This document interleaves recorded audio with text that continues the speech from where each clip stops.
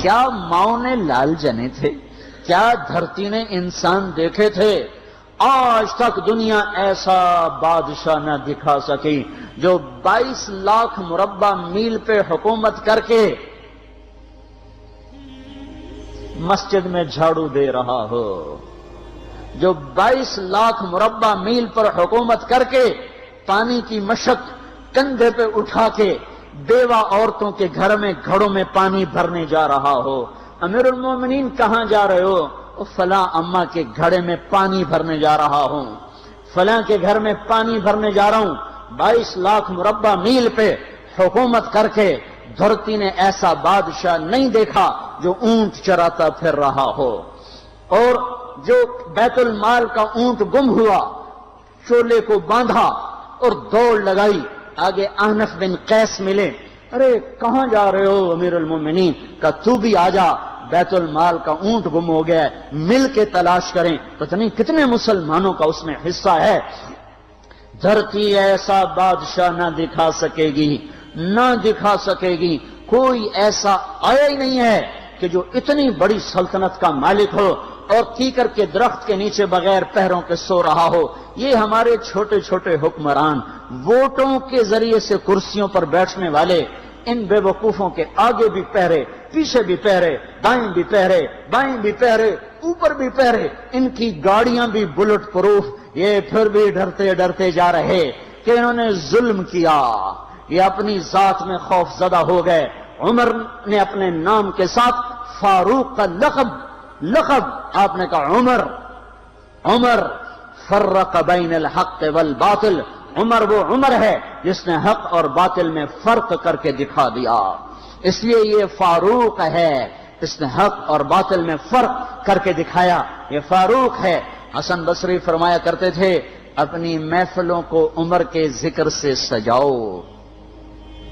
حضرت عائشہ فرمایا کرتی تھیں عمر کے تذکرے کیا کرو، کہ جب عمر کا تذکرہ ہوتا ہے تو عدل کا تذکرہ ہوتا ہے، جب عدل کا تذکرہ ہوتا ہے تو اللہ کا تذکرہ ہوتا ہے۔ کہ ہم عائشہ رضی اللہ تعالیٰ عنہ فرمایا کرتی تھیں اتنے بڑی سلطنت پر حکومت کرنے کے بعد اللہ کی راہ میں جانے والے مجاہدین کے گھر گیا کھڑا ہوا ہے، دروازے پہ دستک دے رہا ہے، بیٹی کوئی بازار سے سودا لینا ہو تو مجھے بتاؤ، تیرے گھر والا تو اللہ کی راہ میں ہے، میں تمہارے گھر کا سودا لے آؤں، کیا کیا چیز چاہیے؟ تم نے اپنے خامند کو خط لکھنا ہوگا، تم تو لکھنا نہیں جانتی، مجھے بتاؤ میں تیرے خامند کو تیری طرف سے خط لکھوں۔ اما تیرا بیٹا اللہ کی راہ میں گیا ہوا ہے، مجھے بتا میں تیرے بیٹے کے نام تیری طرف سے خط لکھوں۔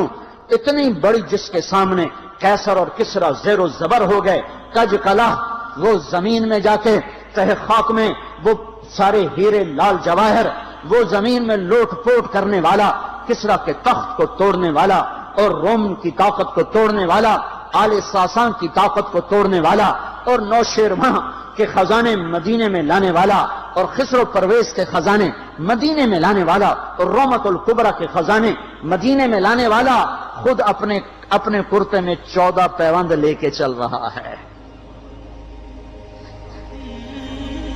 14 پیوند کے ساتھ کرتا ہے، مہینے میں 1 دن گوشت کھاتے تھے، وہ روٹی کھاتے تھے کہ عام آدمی حلق کے نیچے نہیں لے جا سکتا تھا۔ ہے سال کی ابتدا اس شخص کی شہادت سے ہوتی ہے جس کو اللہ نے وہ عزت دی۔ آپ نے کہا میرے 2 وزیر آسمان میں، 2 وزیر زمین میں، آسمان پہ جبریل اور میکائیل میرے وزیر ہیں، زمین پر ابو بکر اور عمر میرے وزیر ہیں۔ آپ فرمایا کرتے تھے ابو بکر عمر اگر کسی بات پہ جمع ہو جائیں تو میں ان کے مشورے کے خلاف کبھی نہ کروں گا۔ ابو بکر تیری مثال ابراہیم کی ہے، عمر تیری مثال نوح علیہ السلام کی ہے، ابو بکر تیری مثال عیسیٰ علیہ السلام کی ہے، عمر تیری مثال موسیٰ علیہ السلام کی ہے۔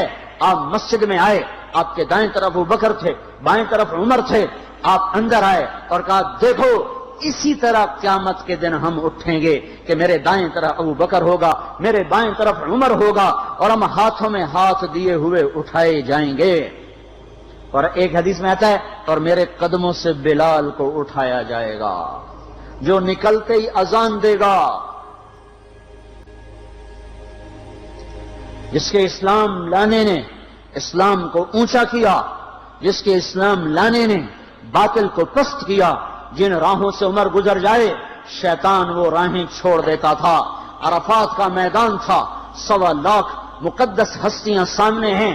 میرے نبی نے فرمایا اس وقت میرا اللہ میرے سب صحابہ پہ فخر کر رہا ہے اور عمر بن خطاب پہ خاص طور پہ فخر کر رہا ہے، خاص طور پہ فخر ہو رہا ہے، عمر بن خطاب پہ خاص طور پہ فخر ہو رہا ہے۔ میرے بعد کوئی نبی ہوتا عمر ہوتا۔ عمر، میں نے رات جنت میں محل دیکھا، ایک اینٹ موتی کی، ایک یاقوت کی، ایک زمرد کی۔ میں نے پوچھا یہ کس کا ہے؟ کہا گیا ایک قریشی کا ہے۔ میں کہا میں قریشی ہوں، اتنا خوبصورت محل ہے، میرا ہی ہوگا۔ جب جانے لگا تو فرشتے نے کہا یہ آپ کے غلام عمر بن خطاب کا ہے۔ وہ کیا مبارک لوگ ہیں کہ جنہیں نبی کے گھر میں قبر نصیب ہو، ایک طرف ایک ساتھی، ایک طرف دوسرا ساتھی، جن کو نبی کے دو پہلوؤں میں جگہ ملی ہو۔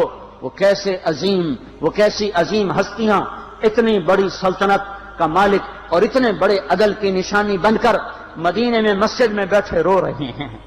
امیر المومنین کیوں رو رہے ہو؟ کہا دجلہ کے کنارے کتا بھی پیاسا مر گیا تو پوچھ تو عمر کی ہوگی، فرات کے کنارے کتا بھی پیاسا مر گیا تو پوچھ تو عمر کی ہوگی۔ راتوں کو پہرے دیے جا رہے ہیں، راتوں کو خبرگیری کی جا رہی ہے۔ مدینے کے باہر ایک خیمہ ملتا ہے، چند بچے ملتے ہیں جو رو رہے ہیں۔ ایک عورت ہانڈی چڑھا کے ڈوئی پھیر رہی ہے۔ پوچھتے ہیں بہن یہ بچے کیوں رو رہے ہیں؟ کہ یہ بھوک سے رو رہے ہیں۔ ہانڈی میں کیا ہے؟ پانی، کچھ بھی نہیں۔ کیوں چڑھایا ہوا ہے؟ بہلانے کے لیے۔ سو جائیں گے روتے روتے، میرا اور عمر کا اللہ کے ہاں فیصلہ ہوگا۔ تو عمر کی ہچکیاں بن گئیں کہ عمر کو بہن تیرے حال کی کیا خبر؟ کہ پھر ہمارا بادشاہ کیوں بنا ہے؟ اگر ہمارے حال کی خبر نہیں لیتا تو ہمارا خلیفہ کیوں بنا ہے؟ پر لگ گئے، بیت المال سے سامان نکالا، بوری بھری، سر پہ اٹھائی، کمر پہ اٹھائی۔ غلام اسلم نے کہا میں اٹھاؤں؟ کہ قیامت کے دن بھی میرا وزن تو اٹھائے گا۔ اسی طرح بھاگے ہوئے آئے، پنیر نکالا، آٹا نکالا، گھی نکالا، شہد نکالا، ڈال کے ہانڈی میں نیچے آگ، خود دھواں گیلی لکڑیوں میں پھونکے مار مار مار آگ جلائی، حلوہ تیار کیا، پھر پلیٹوں میں ڈال ڈال کے بچوں کو کھلایا۔ وہ عورت کہنے لگی کاش عمر کی بجائے تو خلیفہ ہوتا۔ تو یہ نہیں کہا کہ میں ہی عمر ہوں، میں ہی عمر ہوں۔ فرمایا جب کل تو امیر المومنین سے ملے گی تو مجھے بھی وہیں دیکھ لے گی، مجھے بھی وہیں پا لے گی۔ پھر وہاں بیٹھ کے دیکھتے رہے، اٹھ کے چل دیے۔ بچے ہنسنے لگے، کھیلنے لگے تو اپنے غلام سے فرمایا میں نے انہیں روتا دیکھا تھا، میرا جی چاہا میں انہیں ہنستا بھی دیکھوں۔ 22 لاکھ مربع میل پہ اسلام پھیلا کر حکومت اس سے بھی بڑے علاقے میں لوگوں نے کی۔ چنگیز نے اس سے زیادہ فتوحات کی، محمود غزنوی نے اس سے زیادہ کی، سکندر تیمور نے اس سے زیادہ کی۔ پر فتوحات کر کے یوں خدمت کر رہا ہو، پانی بھر رہا ہو، اونٹ چرا رہا ہو، امامت کرا رہا ہو، 14 پیوند لگے کپڑوں کے ساتھ خلافت کے تخت پر بیٹھا ہوا ہو، یہ دھرتی میں پھر کوئی نہیں آئے گا۔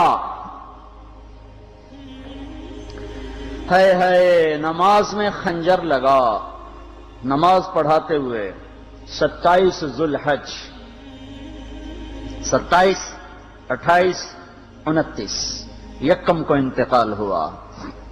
یکم محرم موت کے آثار گہرے نظر آئے۔ بیٹے کو بلایا کہ بیٹا جاؤ اما عائشہ سے پوچھ کے آؤ کہ عمر اپنے ساتھیوں کے ساتھ دفن ہونے۔ دروازے کے سامنے لا کے رکھ دیا گیا، سب لوگ جنازے کے ساتھ کھڑے ہو گئے۔ عبداللہ بن عمر اکیلے آگے گئے، دروازے پر دستک دی تو اما جان میرا باپ عمر بن خطاب دروازے پہ حاضر ہو چکا ہے، اندر آنے کی اجازت چاہتا ہے۔ تو عائشہ رضی اللہ تعالیٰ نے اپنی چادر کو اٹھایا اور روتے ہوئے باہر نکل گئیں۔ پھر لوگ اندر داخل ہوئے، قبر کھودی گئی۔ قبر کھودتے ہوئے عبداللہ بن عباس بھی قبر کے کھودنے میں شریک تھے۔ تو کہتے میرے کندھے پہ کسی نے ہاتھ رکھا، میں نے پیچھے مڑ کے دیکھا تو علی رضی اللہ تعالیٰ عنہ کھڑے رو رہے تھے اور فرما رہے تھے مجھے پتا تھا تو یہیں آئے گا، یہاں تیرے سوا کوئی نہیں آ سکتا کہ میں نے ایک دفعہ نہیں کتنی دفعہ میں نے اللہ کے نبی سے یہ بات کا تکرار سنا، میں ابو بکر اور عمر، اس کا اتنا تکرار سنا ہے میں نے کہ مجھے یقین تھا یہیں آئے گا، تو اور کہیں نہیں جا سکتا۔ میرے بھائیو غفلت سے باہر آ جائیں، یہ دھوکے کا گھر، یہ مچھر کا پر، یہ مکڑی کا جالا، یہ دنیا کہیں ہمیں ہلاک نہ کر دے۔ ان لوگوں کو سامنے رکھ کے زندگی گزارو جنہوں نے اللہ کو راضی کیا، اس کے رسول کو راضی کیا، کلمہ حق کو بلند کیا، خیر کے ذریعہ بنے، شر کے مٹانے والے بنے، اور دنیا میں مرنے کے بعد بھی ان کے تذکرے ہدایت کا سامان بنے، ان کے تذکرے روشنی کا مینار بنے۔ ان کے پیچھے چلو، مغرب کے اندھیروں کی طرف مت دوڑو، وہاں تو سورج بھی ڈوب جاتا ہے، مغرب میں تو سورج بھی ڈوب جاتا ہے، اور تمہیں پکار کے کہتا ہے مغرب کی طرف نہ آنا، ادھر اندھیرا ہے، میں یہاں گم ہو گیا، تم کون سا سراغ ڈھونڈنے آئے ہو؟ دوڑو اللہ اس کے رسول کی پاک زندگی کی طرف، اس کے پاک صحابہ کی زندگی کی طرف، جن کو اللہ نے مرنے سے پہلے جنت ہاتھ میں دے دی، جنت کی بشارت دے دی۔